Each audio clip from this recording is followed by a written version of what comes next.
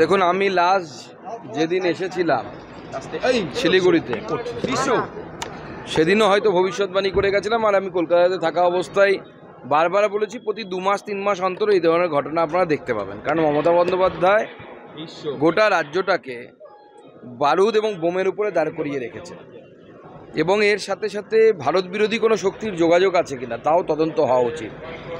কারণ মমতা বন্দ্যোপাধ্যায়ের অনুপ্রেরণায় দক্ষিণ 24 পরগনা পুরোপুরি জেহাদিদের হাতে চলে গেছে।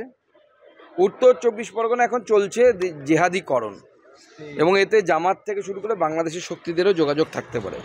তদন্ত হওয়া উচিত, এবং এই তদন্ত আমি দিল্লি গিয়েই মাননীয় গৃহমন্ত্রী শ্রী অমিত শাহজিকে চিঠি লিখব যে এর যেন তদন্ত ভালো মতো হয় এবং প্রয়োজনে এনআইএ তদন্ত হয়। থানা পঞ্চায়েত বিধায়কের অফিস ওইখান থেকে 10 মিনিটের রাস্তা, তাহলে কি তারা জানতে? সবাই জানতো, তাছাড়া হতে পারে পুলিশ জানতে পারে না? এতটা অপদার্থ আমাদের পুলিশ, পশ্চিমবঙ্গের পুলিশ, এটা হতে পারে? হতেই পারে না। মুখ্যমন্ত্রীর নির্দেশে পুলিশ চুপ করেছিল, পুলিশ সব জানে, পুলিশ জানতে পারে না? এটা হতে পারে না। ঘোষণা করেছিলেন মুখ্যমন্ত্রী ক্লাস্টার এখন রাজ্য জুড়ে উন্নয়ন, তো ক্লাস্টারের উন্নয়ন, বোম ফাটান সব জায়গায়। সুকান্তদা, গতকাল রেড রোডে মুখ্যমন্ত্রী গন্দা পার্টি বলেছে বিজেপিকে, কি বলবেন?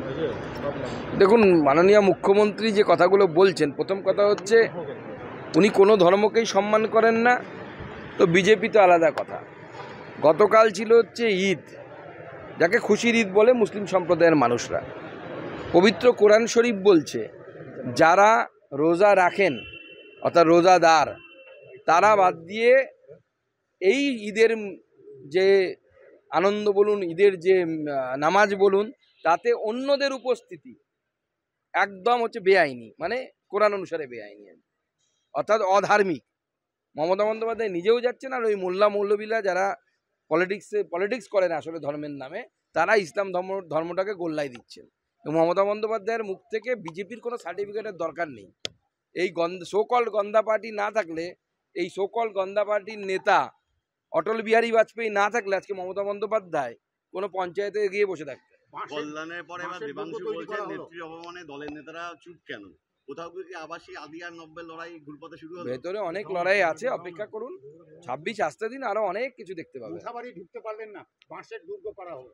মানে তৃণমূলের সরকার, তো তৃণমূল যেমন সেই সময় বাঁশের কেল্লা করে হিন্দুদেরকে কাটতো, হিন্দু জমিদারকে কাটতো, এখন এই নতুন নব্যযুগের তিতুমির সেটাই করছে। সে যেতেই পারে, ওনাকে যদি আমন্ত্রণ করে তাহলে অবশ্যই যেতে পারে, না যাওয়ার কি আছে? মানে মেরামতির বিষয় নেই। দেখেন, সামাজিক অনুষ্ঠান এক জিনিস, আর আমাদের সাথে ব্যক্তিগত কারো কোনো গন্ডগোল নেই।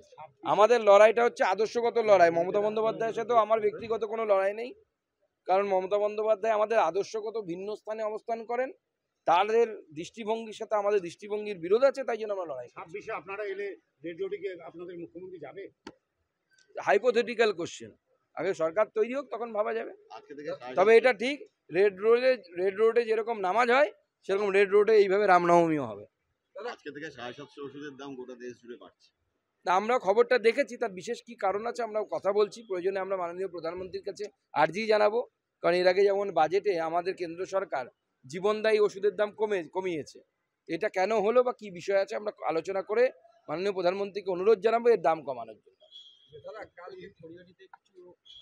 না, খড়িবাড়িতে তো আবার হিন্দুদের ধর্মীয় স্থান অপবিত্র করার চেষ্টা হয়েছে।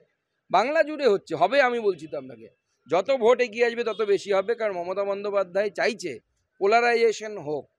কারণ মমতা বন্দ্যোপাধ্যায় দেখেছেন, বা আমরাও দেখেছি, রাজনৈতিকভাবে হিন্দুরা পোলারাইজড হয় না, মুসলিমরা পোলারাইজড হয়। মুসলিমরা মমতা বন্দ্যোপাধ্যায়ের ভোট ব্যাংক, সেই জন্য করবেন, উনি করাবেন এটা। কিন্তু অশান্তিতে তো আতঙ্কিত স্থানীয় মানুষ, আতঙ্কিত, সেই জন্য হিন্দু সমাজের কাছে আমাদের আহ্বান, রামনবমীতে সকলে একত্রিত হন, হিন্দুরা একত্রিত হয়ে নিজেদের ধর্ম সংস্কৃতি বাঁচানোর জন্য লড়াই করুন। কারণ এই বাঙালি হিন্দুর কাছে এই লড়াইটা শেষ লড়াই, এরপরে আর বাংলাটাও থাকবে না আপনাদের হাতে। কারা করছে তো বোঝাই, এটা আবার বলার কি আছে? সবাই জানে কারা করে। যারা অন্য ধর্মকে মানেই না, অন্য ধর্মের অস্তিত্বকে স্বীকার করতে চায় না, তারা করছে।